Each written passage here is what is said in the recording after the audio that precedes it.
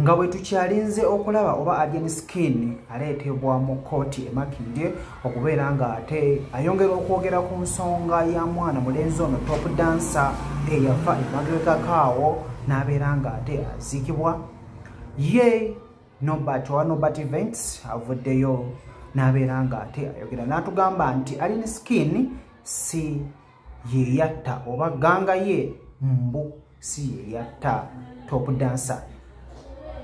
Agambye nti aba Scorpion gang be batta top dancer. Byonna kambikuwe obeere nga ate omwawulirirako. Mbagamba nze nga ndi ku live wano nga biri record leero ku makya funye ne message ngeva mu Scorpion gang because nze mfuna intelligence okuva buli nsonda. Abaana ba Scorpion gang bali mu kuwa bujulizi kati bagamba Scorpion yali mu lukwe lw'okutoya omwana. Era abaana ba Scorpion gang bali mu kujidukamu kati bagamba je bujja Scorpion gang bayinza okugwera mu komereruzira. Nga tuvuddeko ataawo katono ye Tom D. Ali alajana agamba nti akooyo okubeera nga akubwa buli Alien Skin wa musanga. Agamba abikooye byonna kambikooye atobeere ng'obiraba.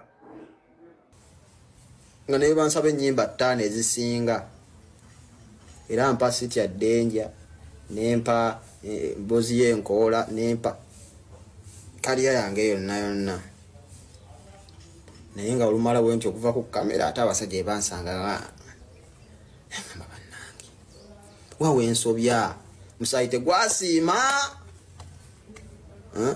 so nga mundaganza okuyimba ku show zammwe kiyamba nze okujja ku press conference zammwe kiyamba nze mbasaba mujje mumbeereremu awo mubeera busy bannange eno friendship bakwesiba ku bantu era neŋŋuma nensirika nga saagala disappointing abafaani abamu abampagira ate ababawagira era still nensirika ne kati ekyokunkuba sisobola sirika mmwe bakataala mmwe tosavayo nompisaamu sirapu mu bantu tosavayo nonkuba kajjaabu ate nekyewunyisa nga akakukubya ejjaabu wemugamba nti batuweemu wali eri takusobola okujjako bandi wagoni ayagala alaga omukulu nti akola deni yamaddayo mu mmotoka eri nagamba yeyo kakubya ejjaabu obuzannyo ffenna tubumanyi ffenna tubukola lwansooka tutambula n'abaana oba olina omuwooyawooyaawo wolan temulwana naye nga lwaki wemutuuka mu pulesa ate kamera zivaako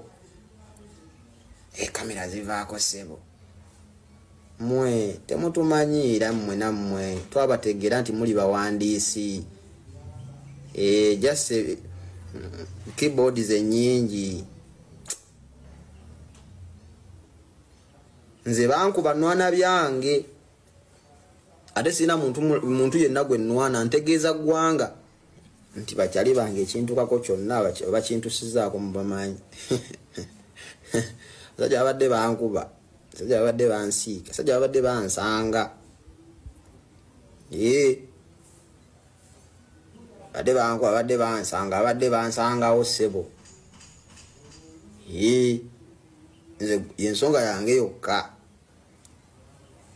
so kati kitegeeza ate nga buli mulundi gwe babadde bansanga babadde bongeramu batandikira ku baana kati kituuse ekiseera kino nga bakubanze kati inaddako bagenda kunkola ki awo kabansange nga namwe mukitegedde awo afazaali bafune wabeewo ensonga ekola ki ensanza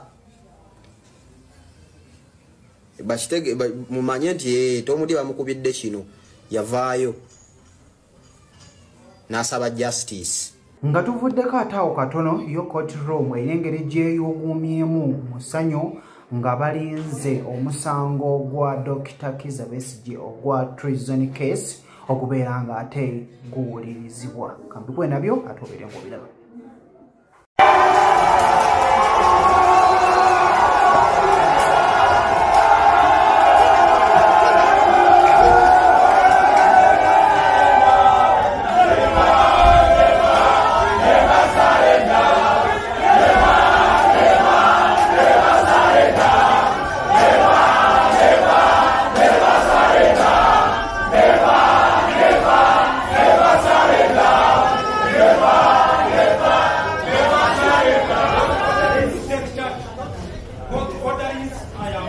take charge of this court. This is not a public quarry. I am now directing court orderlies to put court in order. Court